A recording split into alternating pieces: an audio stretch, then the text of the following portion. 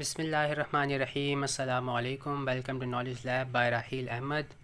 First year chemistry chapter number 1 stoichiometry MCQ solution आज की video में करेंगे हम। बुक में जो मौजूद हैं तो एमसीक्यू नंबर 1 है, if the volume occupied by oxygen gas O2 at standard temperature and pressure, STP का मतलब होता है स्टैंडर्ड टेम्परेचर एंड प्रेशर, और स्टैंडर्ड टेम्परेचर जो है इसकी वैल्यू होती है 273 केल्विन या पे 0 डिग्री सेंटीग्रेड, और प्रेशर जो होता है काफ़ी सारे यूनिट्स हैं लेकिन फ़िलहाल हम आपको बता देते हैं 1 atmosphere is the standard pressure. और इसमें आपको वॉल्यूम दिया हुआ है ऑक्सीजन का STP पर 44.8 क्यूबिक डेसीमीटर। आपसे पूछ रहे हैं नंबर ऑफ़ मॉलिक्यूल्स बता दें ऑक्सीजन के कि कितने होंगे इन द वेजल्स आर, यानी वॉल्यूम आपको गिवन है, आपसे पूछ रहे हैं नंबर ऑफ़ मॉलिक्यूल्स कितने होंगे, तो ये सॉल्व करना पड़ेगा हमें पूरा। तो यहाँ पर मैंने इसका सोल्यूशन किया हुआ है। तो MCQ number 1, number of moles का फॉर्मूला है हमारे पास volume at STP divided by molar volume. अगर वॉल्यूम जो है आपको गिवन हो तो तब आपने इस तरह से सॉल्व करना होता है कि नंबर ऑफ़ मोल्स जो है वो इक्वल होते हैं volume at standard temperature and pressure divided by molar volume. Molar volume की वैल्यू आपको याद होनी चाहिए, 22.4 क्यूबिक डेसीमीटर इसकी वैल्यू होती है। बाकी क्वेश्चन में आपको 44.8 गिवन है, मैं आपको बता देता हूँ यहाँ पर दोबारा से जी। देखिए 44.8 ये वॉल्यूम हमें गिवन है STP पर। इस फॉर्मूले में वॉल्यूम जो है यहाँ पर ये STP पर होना चाहिए, स्टैंडर्ड टेम्परेचर और प्रेशर पे होना चाहिए, ठीक है। तो 44.8 हमें गिवन था, 22.4 इन दोनों को हमने डिवाइड किया तो 2 मोल जो हमें पता चल गया। अब उसके बाद हमारे पास ये एवोगाड्रो नंबर से रिलेटेड जो है हमारे पास ये फॉर्मूला है, नंबर ऑफ़ मोल्स इक्वल होते हैं number of particles divided by Avogadro number. Avogadro number की वैल्यू आपको याद होनी चाहिए 6.02 10 की पावर 23। बाकी फॉर्मूला हमने अरेंज कर लिया है। नंबर ऑफ़ मोल देखें हमने यहाँ पे फाइंड आउट कर लिए हैं, 2 हैं, तो यहाँ पे मैंने 2 पुट कर दिया। बाकी फॉर्मूला एज इट इज़ मैंने नीचे कॉपी कर दिया। उसके बाद एवोगाड्रो नंबर हमें फाइंड आउट करना है नंबर ऑफ़ पार्टिकल, यानी नंबर ऑफ़ मॉलिक्यूल्स जो है वो फाइंड आउट करने हैं ऑक्सीजन में कितने हैं। तो उसके लिए जो है मैंने फॉर्मूला अरेंज कर लिया है। यहाँ पे डिवाइड हो रहा था एवोगाड्रो नंबर, वहाँ जाकर मल्टीप्लाई हो जाएगा। तो 2 से एवोगाड्रो नंबर की जो वैल्यू है वो मल्टीप्लाई होकर फाइनल आंसर हमारे पास आ गया है 12.04 10 की पावर 23। इस तरह से जनाब ये ऑप्शन हमने जो इसका सेलेक्ट कर लिया है, ऑप्शन सी 12.04 एक्सपोनेंट 23। अब पार्ट 2 देखें, the number of carbon atoms in 1 mole of sugar. Formula आपको दिया हुआ है और अप्रॉक्सीमेट वैल्यू आपसे पूछ रहे हैं कि कितनी होगी। नंबर ऑफ़ कार्बन एटम्स आपसे पूछ रहे हैं और 1 मोल शुगर आपको जो है वो गिवन है, फॉर्मूला भी गिवन है। तो 1 मोल शुगर की अगर हम बात करें तो कार्बन देखें, इसका जो फॉर्मूला हमारे पास दिया हुआ है इसमें 12 कार्बन एटम्स हैं। एक मॉलिक्यूल जो है शुगर का उसके अंदर 12 कार्बन एटम्स मौजूद हैं। तो 1 मोल जो होंगे जनाब उसके अंदर आपके पास, अगर हम मॉलिक्यूल्स की बात करें शुगर के जो मॉलिक्यूल्स हैं C12H22O11 ये पूरा एक मॉलिक्यूल है। इसके अंदर एवोगाड्रो नंबर ऑफ़ पार्टिकल आपने जो है ये मालूम है हमें बात के 1 मोल में एवोगाड्रो नंबर ऑफ़ पार्टिकल 6.02 10 की पावर 23 पार्टिकल्स होते हैं। तो यानी उस वैल्यू को हमने 12 से मल्टीप्लाई कर देना है, क्योंकि हर मॉलिक्यूल के अंदर 12 कार्बन आइटम मौजूद हैं और उन्होंने हमसे कार्बन आइटम के बारे में पूछा है। तो इसलिए आपने एवोगाड्रो नंबर की जो वैल्यू है वो 12 से मल्टीप्लाई कर देनी है। तो 12 6 जनाब ये होता है 72। देखें एवोगाड्रो नंबर की वैल्यू ये होती है हमारे पास 6.02 10 की पावर 23। जब आप 12 को 6 से मल्टीप्लाई करेंगे तो अप्रॉक्सीमेट वैल्यू आपके पास 72 आएगी। पॉइंट में भी आ रहा होगा आंसर। फिलहाल जो ऑप्शन हमारे पास गिवन है उसमें डेसिमल वाली वैल्यू जो है उसे इग्नोर कर दिया गया है। तो ये ऑप्शन डी जो है हमारे पास ये करेक्ट होगा। अब इसी तरीके से MCQ नंबर 3, पास होगा MCQ में हमें पूरी कैलकुलेशन नहीं करना पड़ती, क्योंकि जो है वो ऑप्शन से आप अंदाज़ा लगा लेते हैं कि किस तरह का आंसर जो है वो रिक्वायर्ड है। कहीं कहीं हमें पूरी कैलकुलेशन करना पड़ जाती है, जैसे कि MCQ नंबर 1 में पूरा कैलकुलेट किया है और फिर आपको बताया। अच्छा अब यहाँ पर देखते हैं इन द रिएक्शन। यहाँ पे आपको केमिकल इक्वेशन गिवन है, सोडियम का रिएक्शन हो रहा है वाटर के साथ और ये सोडियम हाइड्रोक्साइड बन रहा है, साथ में हाइड्रोजन गैस जो है वो रिलीज़ हो रही है। आपसे पूछ रहे हैं 23 ग्राम जो है सोडियम रिएक्ट कर रही है वाटर के साथ और वाटर यहाँ पे एक्सेस में मौजूद है। वॉल्यूम आपसे पूछ रहे हैं हाइड्रोजन गैस का कि कितना होगा STP पर, ठीक है। तो 23 ग्राम ऑफ सोडियम की अगर हम बात करें तो जनाब इसको सॉल्व करना पड़ेगा। हाँ मैंने सॉल्व किया हुआ इसको। तो नंबर ऑफ़ मोल्स के लिए फॉर्मूला हमने यूज़ किया mass in gram divided by molar mass. Molar mass हमें जो है वो पता है सोडियम का होता है 23 ग्राम पर मोल। तो डिवाइड किया तो 1 मोल हमें जो है वो गिवन है, ठीक है। 1 मोल हमें यहाँ पे गिवन है। अब बैलेंस केमिकल इक्वेशन अगर हम देखें तो यहाँ पर आप इक्वेशन में देखें ज़रा गौर से, देखें 2 मोल सोडियम जो है वो प्रोड्यूस कर रही है 1 मोल हाइड्रोजन, ठीक है। तो यहाँ से मैंने ये रिलेशनशिप यहाँ पे क्रिएट कर लिया, 2 mole of Na equal to 1 mole of hydrogen, और हमें पता लगाना है कि हाइड्रोजन का वॉल्यूम कितना होगा। तो पहले तो हम मोल फाइंड आउट करेंगे, बाद में फिर उसको वॉल्यूम में कन्वर्ट कर लेंगे with the help of this formula. तो मैंने यहाँ पे लिख दिया। अब देखिए हम 2 मोल 1 मोल प्रोड्यूस कर रहा है, इसका मतलब तो 1 मोल कितना प्रोड्यूस करेगा, दोनों तरफ हमने 2 से डिवाइड करवा दिया है, तो ये हाफ मोल हमारे पास आ गया है कि हाइड्रोजन गैस जो है वो प्रोड्यूस होगी 1 मोल से, क्योंकि हमारे पास यहाँ पे 1 मोल था। तो यहाँ पे मैंने 1/2 अब लिख दिया। अभी हाइड्रोजन का मैं वॉल्यूम कैलकुलेट कर रहा हूँ, तो वॉल्यूम जो है STP पे हमें चाहिए हाइड्रोजन का, तो मैंने यहाँ पे लिख दिया। मोलर वॉल्यूम हमें याद होना चाहिए 22.4 क्यूबिक डेसीमीटर होती है वैल्यू। यहाँ पे डिवाइड हो रहा है, वहाँ जाकर ये मल्टीप्लाई हो जाएगा, तो 1 से मल्टीप्लाई होगा 22.4 ऊपर आ जाएगा, 2 से डिवाइड हो जाएगा, फाइनल आंसर आएगा 11.2 क्यूबिक डेसीमीटर। तो इस तरह से जनाब ये सॉल्व हुआ है MCQ। अब बात करते हैं MCQ नंबर 4 की। Which of the following sample of substances contains same number of atoms as that of 20 gram calcium. देखिए करना ये है इसके अंदर आपने कि आपने सबसे पहले तो कैल्शियम जो है उसका आपने नंबर ऑफ मोल्स कैलकुलेट करने के लिए कितने मोल हैं। कैल्शियम का अगर मैं बात करूँ, मोलर मास जो है कैल्शियम का वो होता है 40, तो ये आपको याद होना चाहिए। तो 40 मोलर मास है, और 20 को अगर आप डिवाइड करेंगे 40 से तो आंसर आएगा हाफ मोल, 0.5 मोल। ठीक है, तो आपको मालूम है कि 1 मोल में जो है वो एवोगाड्रो नंबर ऑफ पार्टिकल्स होते हैं, तो हाफ मोल में जो है वो, यानी हमें जो है ये पता लगाना है कि इनमें यहाँ जो ऑप्शन हमारे पास मौजूद हैं, हाफ मोल जो है वो किसके कौन से वाले ऑप्शन में जो है वो हाफ मोल हमारे पास जो है अमाउंट ऑफ सब्सटेंस मौजूद है, क्योंकि नंबर ऑफ मोल अगर इक्वल हो जाएंगे तो पार्टिकल भी जो है वो इक्वल हो जाएंगे। हाफ मोल में जितने पार्टिकल होंगे, जितने आइटम्स होंगे, उतने ही जनाब यहाँ पे जो है वो हाफ मोल जो क्रिएट कर रहा होगा उसके अंदर होंगे। तो सल्फ़र जो है यहाँ पे इसका मास होता है मोलर मास 32 ग्राम, तो 16 ग्राम ये दिया हुआ है हमें, इसका मतलब ये हाफ मोल है। तो इसमें जो है 16 ग्राम ऑफ सल्फ़र में भी उतने ही आइटम होंगे जितने 20 ग्राम ऑफ कैल्शियम में होंगे। ठीक है, तो ये सिंपली एक लॉजिकल सवाल था। आप चाहें तो पूरा कैलकुलेट भी कर सकते हैं, लेकिन फिर टाइम बहुत ज़्यादा लगेगा। पार्ट नंबर 5 है। अच्छा, ये बात मतलब मेन पॉइंट ये था कि नंबर ऑफ़ एटम्स बराबर उस सूरत में होंगे अगर नंबर ऑफ़ मोल्स बराबर हों। तो यहाँ पे हाफ मोल कैल्शियम था, तो सिमिलरली हाफ मोल सल्फ़र बन रहा है, तो इस वजह से ये करेक्ट आंसर है। बाकी कहीं भी हाफ मोल नहीं बन रहा।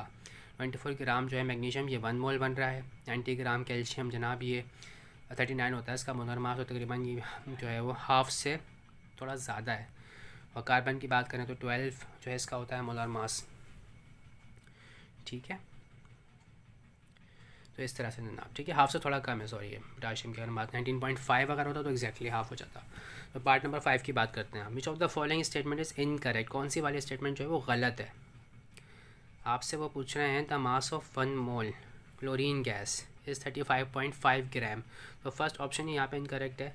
Cl2 है जनाब ये, ठीक है। तो Cl2 का जब आप 1 मोल लेंगे तो यहाँ ये होगा, क्लोरीन के एक एटम का मास होता है 35.5, ठीक है। अगर आप Cl2 पूरा मॉलिक्यूल ले रहे हो तो 2 से मल्टीप्लाई करना पड़ेगा, तो वो 71 बनेगा।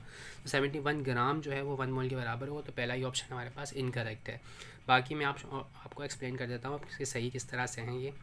तो 1 मोल H2 गैस आपसे कह रहे हैं वो एवोगाड्रो नंबर ऑफ पार्टिकल्स की बात कर रहे हैं, मॉलिक्यूल्स हैं इसमें, बिल्कुल सही बात कह रहा है ये कि 1 मोल अगर हाइड्रोजन गैस होगी तो उसमें एवोगाड्रो नंबर ऑफ मॉलिक्यूल्स होंगे हाइड्रोजन के, बिल्कुल सही है। Number of atoms in 23 gram sodium and 24 gram magnesium are equal. ये भी 1 मोल है, ये भी 1 मोल है, ये सोडियम का 1 मोल है, ये मैग्नीशियम का 1 मोल है, तो दोनों में नंबर ऑफ़ एटम्स जो हैं वो बराबर होंगे। जो मैंने कॉन्सेप्ट ऊपर लगाया है सेम, ये पार्ट नंबर 4 में ये वाला कॉन्सेप्ट लगाया है जो ऑप्शन सी में उन्होंने बताया। और पार्ट नंबर डी जो है, ऑप्शन डी जो है सॉरी, यहाँ का 1 मोल कह रहा है ऑक्सीजन का STP पे ऑक्यूपाई करेगा 22.4 क्यूबिक डेसीमीटर। तो कोई भी गैस हो, किसी भी तरह की हो, अगर STP है, स्टैंडर्ड टेम्परेचर प्रेशर है, तो उसका वॉल्यूम जो है फिक्स होता है, मोलर वॉल्यूम इसको हम कहते हैं, ये वैल्यू फिक्स है 22.4 क्यूबिक डेसीमीटर। ठीक है, अब करते हैं जनाब हम MCQ number 6। For Avogadro's number this statement is incorrect. कौन सी स्टेटमेंट गलत है, फॉल्स है। इट पार्ट ए देखें, it is the number of particles in 1 mole of any substance. तो एवोगाड्रो नंबर जो है ना, वो डेफिनेशन है एक तरह से, ये इसकी नंबर ऑफ पार्टिकल है 1 mole of any substance, definition है इसकी। न्यूमेरिकल वैल्यू दी हुई है पार्ट बी में, ऑप्शन बी में। और ऑप्शन सी में आपसे कह रहे हैं it's value change if temperature increases. Temperature के चेंज करने से एवोगाड्रो नंबर पर कोई फ़र्क नहीं पड़ता, तो ऑप्शन सी जो है गलत है। ऑप्शन डी की बात करें, it's value change if number of mole increases. तो नंबर ऑफ मोल अगर आप चेंज करेंगे, बढ़ाएं या कम करें, तो वैल्यू चेंज लाजमी तौर पे होगी। ठीक है, यानी जो पार्टिकल हैं, नंबर ऑफ पार्टिकल्स हैं, वो चेंज हो जाएंगे। अब पार्ट सी की MCQ नंबर 7 की बात करते हैं। The minimum number of moles are present in. इनमें से आपसे पूछ रहे हैं किसके अंदर जो मोल्स हैं, नंबर ऑफ मोल्स सबसे कम होंगे। तो देखिए सब वॉल्यूम वाला कॉन्सेप्ट यहाँ पे अप्लाई करना है। वॉल्यूम वाला फॉर्मूला मैंने आपको बताया था, नंबर ऑफ मोल्स इक्वल होते हैं volume at STP divided by molar mass of divided by, एक सेकेंड जी, मोलर मास नहीं आता इसमें, वो आता है जनाब मोलर वॉल्यूम आ रहा होता है, सॉरी, 22.4 क्यूबिक डेसीमीटर। ठीक है, अब 22.4 क्यूबिक डेसीमीटर की अगर हम बात करें तो सब जगह फिक्स है वैल्यू ना, सब अगर इसकी बात करेंगे इसको भी आप 22.4 से डिवाइड करेंगे, इसको भी सबको आप 22.4 से ही डिवाइड करेंगे। ठीक है, तो इसके अंदर जो है आपका ऑप्शन जो है वो होगा हमारे पास, मुझे लग रहा है इसमें मैंने गलती कर दी है, ऑप्शन ए नहीं होगा इसमें। मिनिमम नंबर ऑफ़ मोल्स जो हैं इसमें होंगे जनाब 22.4, तो सब जगह सेम है, तो जिसका वॉल्यूम सबसे कम होगा वहीं पर जो नंबर ऑफ़ मोल्स हैं जनाब वो सबसे कम होंगे। हाँ सही है जनाब, बिल्कुल सही सिलेक्ट किया है मैंने। ठीक है, तो option is the correct answer, क्योंकि यहाँ पे वॉल्यूम सबसे कम है, 1 क्यूबिक डेसीमीटर है।